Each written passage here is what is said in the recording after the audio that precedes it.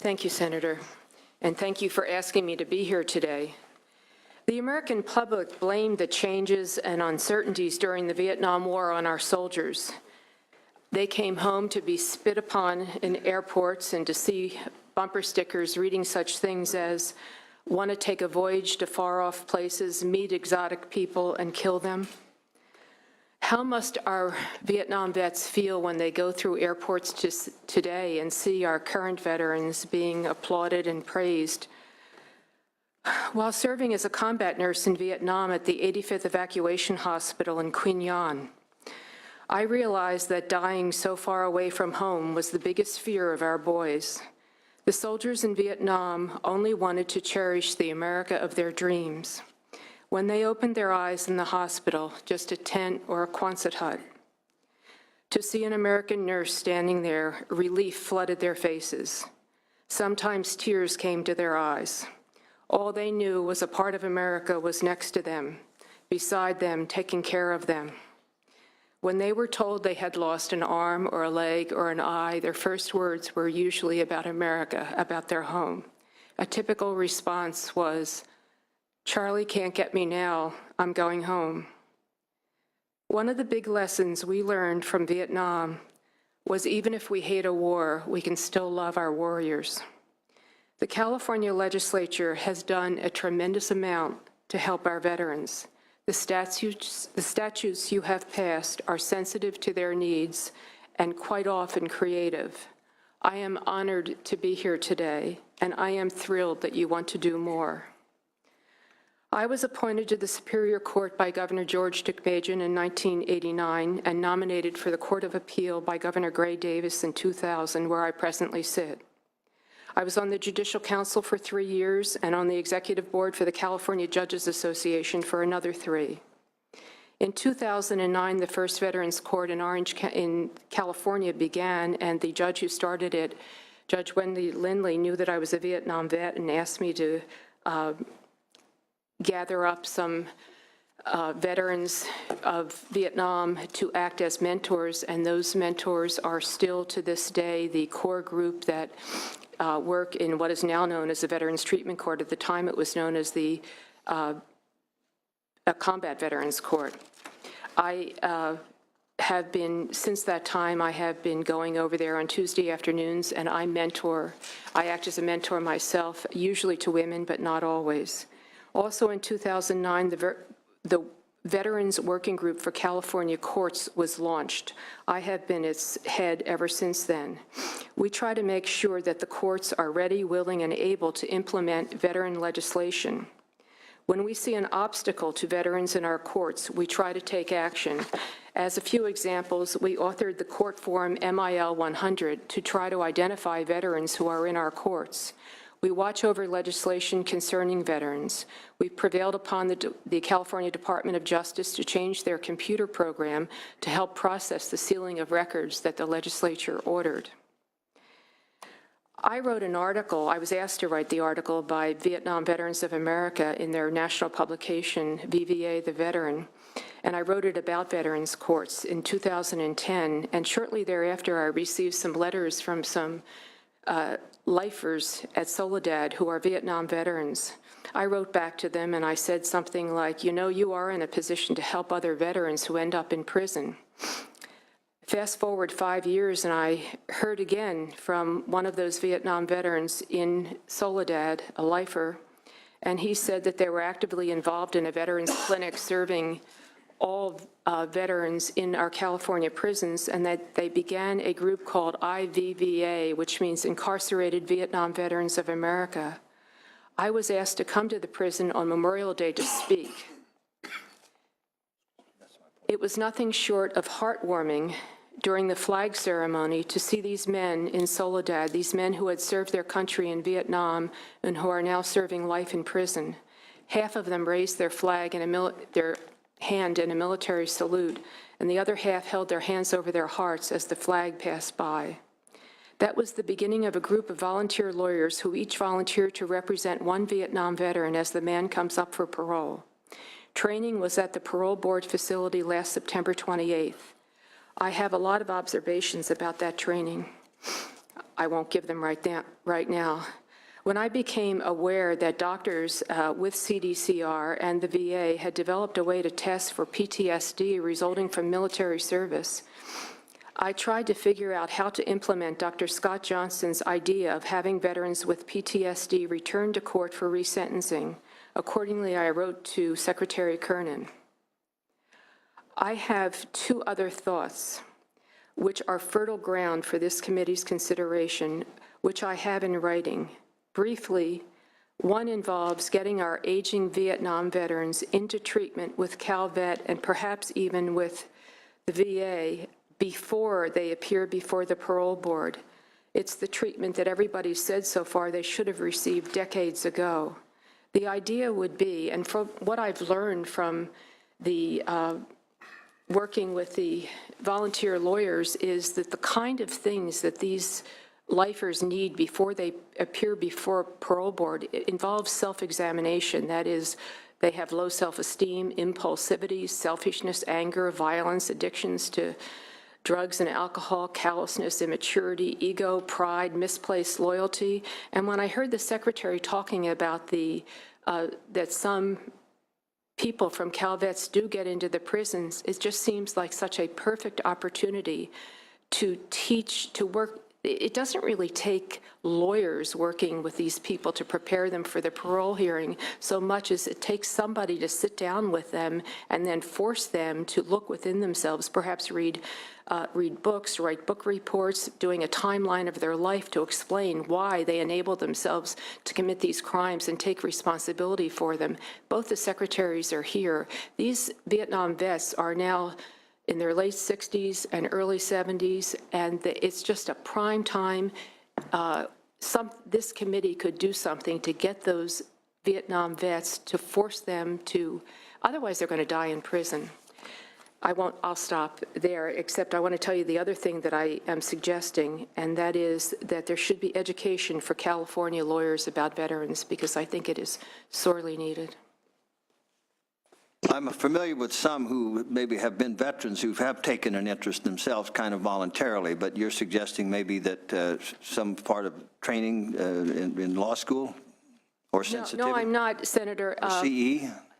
That's not what I'm suggesting. I'm suggesting that somebody, it doesn't necessarily have to be a lawyer, and probably these dedicated people at CalVets are the perfect persons to go in and perhaps have classes or perhaps work one-on-one with these Vietnam vets, and that they have assumed this con mentality in order to survive in prison. And I'm sure you know, as soon as the parole board detects anything like that, they're considered a danger to society. But if somebody could sit down and actually work with them and get them out of their con mentality and into a human being mentality so that they can project themselves, there's a good person within them, and I believe that they still love the United States of America. I think they're genuinely good people, but thinking outside the box, so to speak, get them prepared for their parole hearings before they actually go, because they go to these parole hearings, they make mistakes, and something gets put in their jacket, and it follows them to their next parole hearing, et cetera. You bet. Well, in part, some training to the attorneys that represent them in the proceedings, too, would be helpful, and I've got some thoughts on that, too. Thank you. We'll get back with you, too. Next, we would have Danica Bogacevich, if I may. I'm sorry if I've pronounced that incorrectly. That's okay. Thank you, Chairman and Senators. I appreciate the opportunity to be before you today. My name is Danica Bogacevich. I'm the Network Homeless Coordinator for the U.S. Department of Veterans Affairs Network 21. I'm responsible for the coordination and oversight of all VA homeless programs across the 4 VA healthcare systems in Northern California, as well as 3 others in Nevada and the Pacific Islands. It's my pleasure to be here today to provide a brief overview of the VA Healthcare for Reentry Veterans Program in California. Several of the VA healthcare systems in California have been working directly with the criminal justice system for decades to assist veterans who are transitioning from jail or prison. In federal fiscal year 2006, VA Central Office in Washington, D.C. formally created a new program called Healthcare for Reentry Veterans. This reentry program aims to address the reentry needs of veterans incarcerated in both state and federal prisons.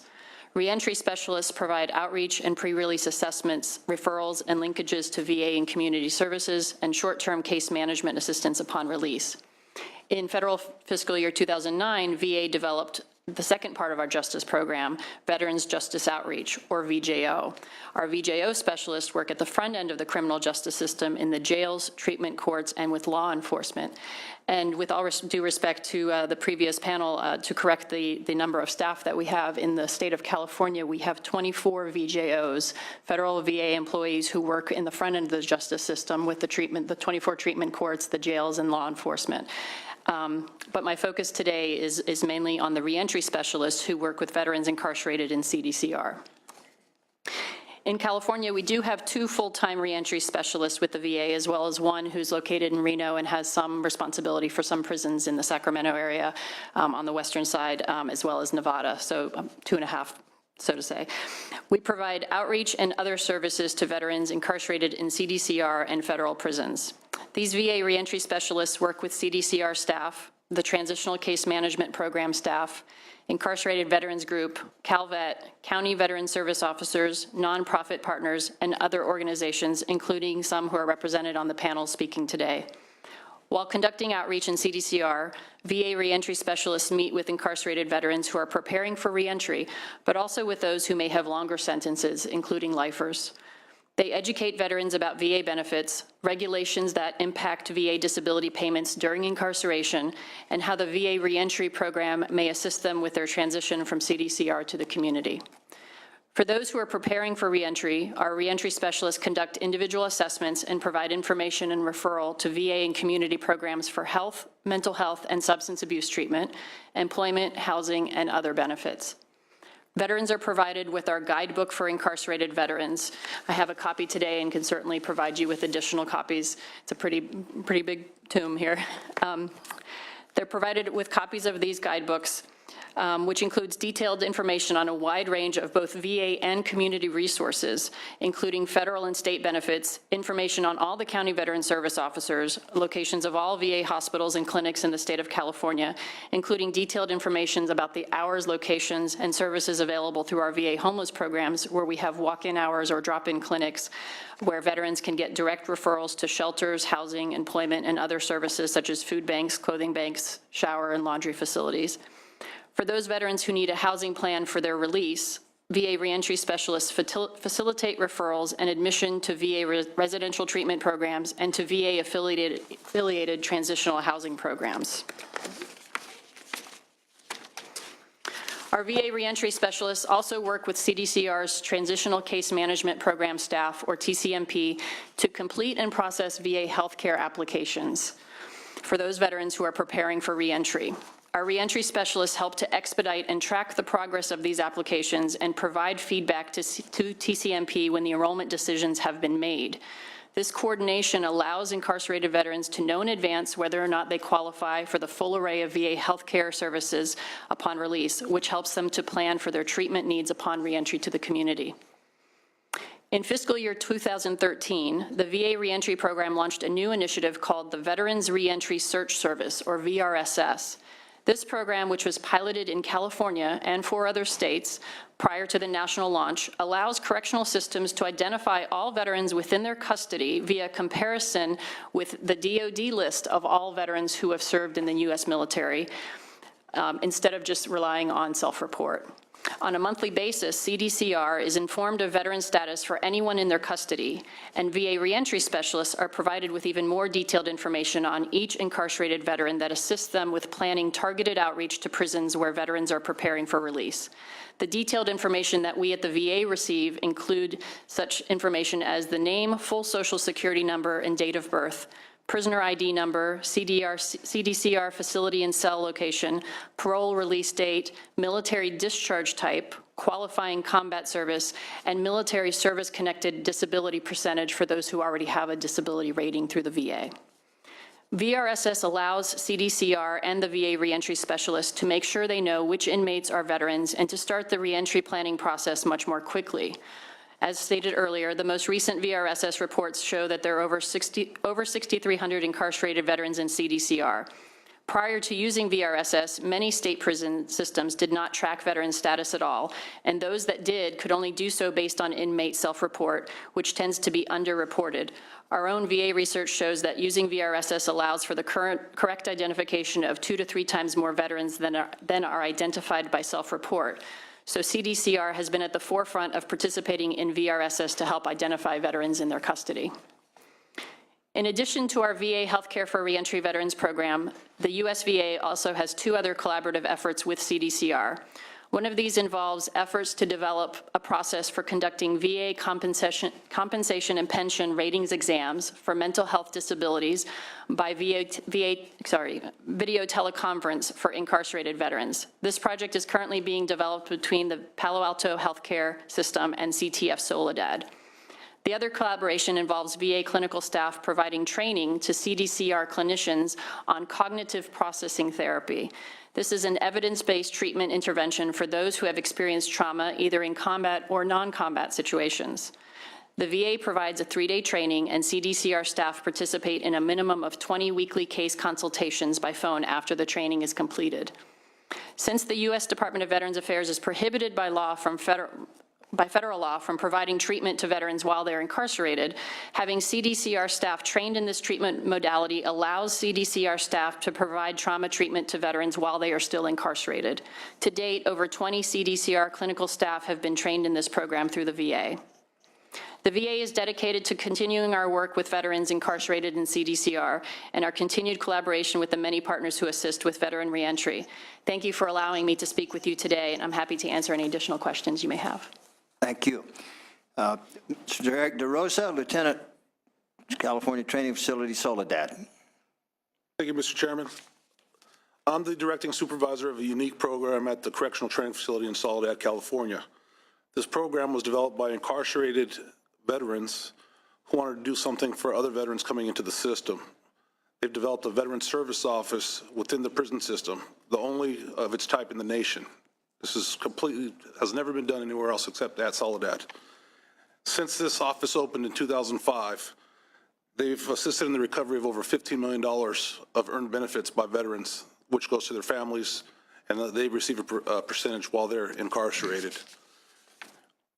The services that they offer is a culmination of everything offered by CalVet VA. We've become essentially a resource center for incarcerated veterans. We've received correspondence from all of the CDCR facilities, with the addition of 24 outside of state facilities that have contacted us for assistance with VA issues and forms and whatnot, and information, if you will.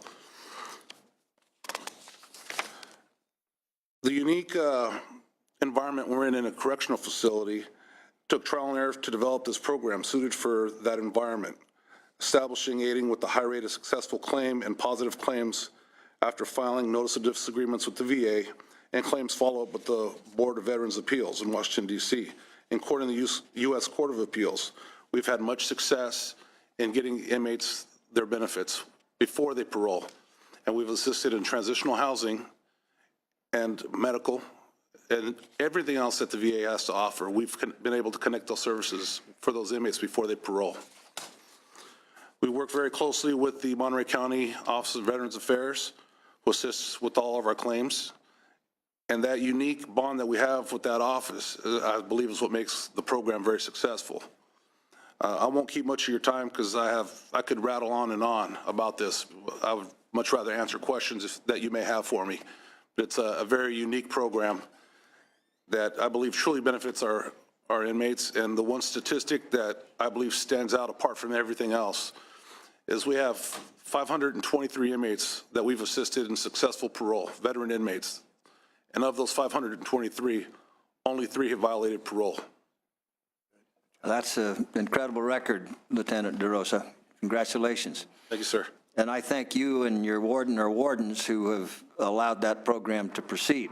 That's quite a success and indeed a model. So. Yes, sir. Everyone has been extremely supportive, and we've been able to bring other folks into the program from outside facilities. We've had numerous seminars on post-traumatic stress disorder. We've had apprenticeship standards just came in and gave seminars for jobs for guys that are paroling. So it's been a cumulative effort that's, for me being here today, this is 10 years of hard work that's coming here today. It's Well, Great. we hope that you find it fruitful. May I acknowledge Senator Ben Allen has joined us here as well. Thank you, Senator Allen, for joining us. Mr. George Dixon is the Monterey County Veteran Service Officer. Mr. Dixon, thank you for coming today. Thank you, Senator Nielsen, for inviting me again. I think we started this conversation about 2 years back of what outstanding things that Soledad Prison's been doing. And I kind of added Salinas Valley State Prison, where when I became the CVSO for Monterey County, by going through the community resource manager and getting inside there and working with Dr. Johnson and the VA and the Veterans Transitional Center and all of our community partners, we can't do it alone. And as stated before, it takes a unique type of person to go in and work with these special populations of veterans. Things, I want to cover a little bit of, from what I observed the past 2 years of going into the correctional facilities, besides working with the larger facilities or county jails, Los Angeles County Jail, and our local county jails prior to coming to Monterey. Things that we do well together, we collaborate, we communicate, we correspond to the veterans that are inside, and we don't treat them as such to show them, well, you're incarcerated and you're here because you're here for a reason. 98% of those individuals know that they need to be there. And my first experience going into Soledad and Salinas Valley, when I went to a large veterans group of about 36 veterans from all eras, I told them, you know, when we come in, if you're here for the lifetime extent, we can help you. If you're here for 5 to 10, we can help you. If you're transitioning home, we can help you. This is your house, and you're inviting us into your home. You're a pillar of your community. If you want to help each other, we're here to help you. By treating them with that respect and dignity that they deserve, these individuals started coming out of the woodworks, as Dr. Johnson will probably state when he comes up and talk about how more veterans in Salinas Valley want to participate in our programs. Things that we do well, we train 7 inmates at Salinas Valley Prison to work on basic VA benefits. What that does is we took our state veterans manual, gave an overview on veterans benefits. They took a small exam that we gave them. Average test score was about 92.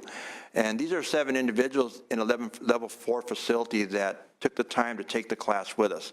So they're able to advocate for themselves on 1 yard at this time. And we're talking about expanding it to the other yards. Soledad Prison program continues to excel in what they're doing. It's an excellent, those 2 individuals that work that program in Soledad do an excellent job in working with the incarcerated veterans and collaborating with our office, because the office was established about 10 years back or 11 years back by my predecessor, Mr. Richard Garza, who really believed in working with this special population of veterans is very important to our community. Because eventually, I tell my veterans reps, these people will be in your office sitting in front of you after doing 30, 40 years inside the state penal institution. And you have to treat them with respect. Things that we don't do so well. In the part of compensation and pension examinations, we do the psych evaluations, and Salinas Valley is part of one of the experimental sites that Dr. Johnson's working with. But we have an issue with the physical examinations.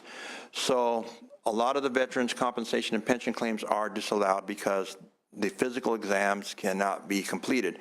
And this may be due to a partnership or lack of a partnership between CDC and the Department of Veterans Affairs, where they would transport a veteran for that physical exam, and then it's done and over with, where that veteran may have that option of winning that claim. The little 10% or the amount of compensation that they receive inside may be that sole surviving amount that they may have inside that facility, and may be a calming tool for the correctional officers that work with these individuals. And it's a little frustrating that when we get a denial letter back, it's sent up to my office, we look at it, and there's issues with the 2 agencies not collaborating. Things that we can do better: collaboration with state and federal agencies. County Veteran Service Officers, I'm unique, like the Secretary stated. We are very short-staffed. I'm a Director of Veteran Services for San Benito and Monterey County. I go into the correctional facilities along with my senior veterans reps, and that's generally, if I can, on a weekly basis. But when I do testimony and I travel outside, I also work the 2 military installations in my catchment area, which are Fort Honolulu, and we're partnering Camp Roberts. It's kind of hard to get in and out of the facilities. So we can't do it alone. It takes a team and a partnership to do these jobs to help this special population of veterans. Thank you, sir. Thank you, sir. Mr. Ryan Hoffman, Veterans Transition Center, Monterey.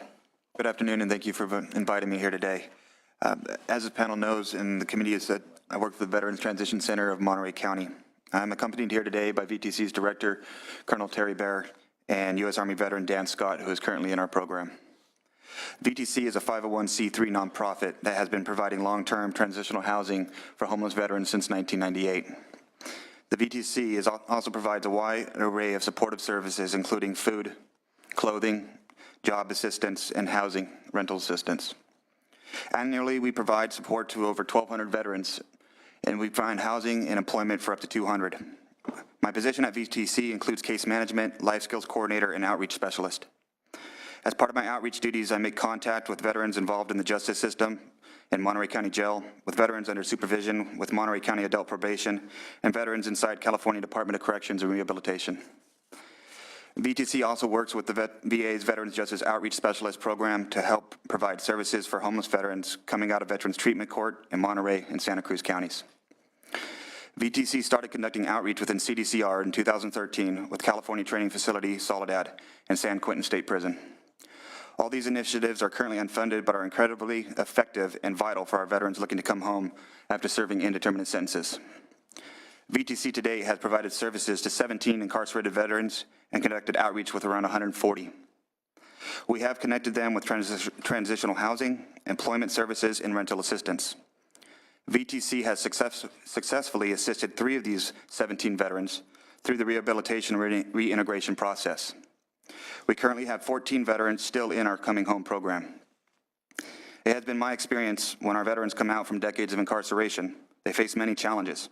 Some of these include adjustment disorders, social deficits, lack of income, lack of positive housing options, and successful rehabilitation for these veterans takes intensive case management and well-established resources. We are excited at VTC to provide hope and new opportunities for our veterans and hope to be able to continue to bridge the gap between reentry and self-reliance. Thank you. I thank several of you for making note of the distinction. Some inmates are indeterminately sentenced, and they tend to serve quite a few years before they may be released. Others are determinately sentenced and tend to serve a lot less time. So there's a kind of a different class, and it's somewhat how they are treated and how they, much time it takes them to be able to internalize and learn the lessons of time to rehabilitate. We'll get into that in a little bit. If we could now have some of you move around this side of the table so we can bring some more people up. Oh, do you want to ask a question?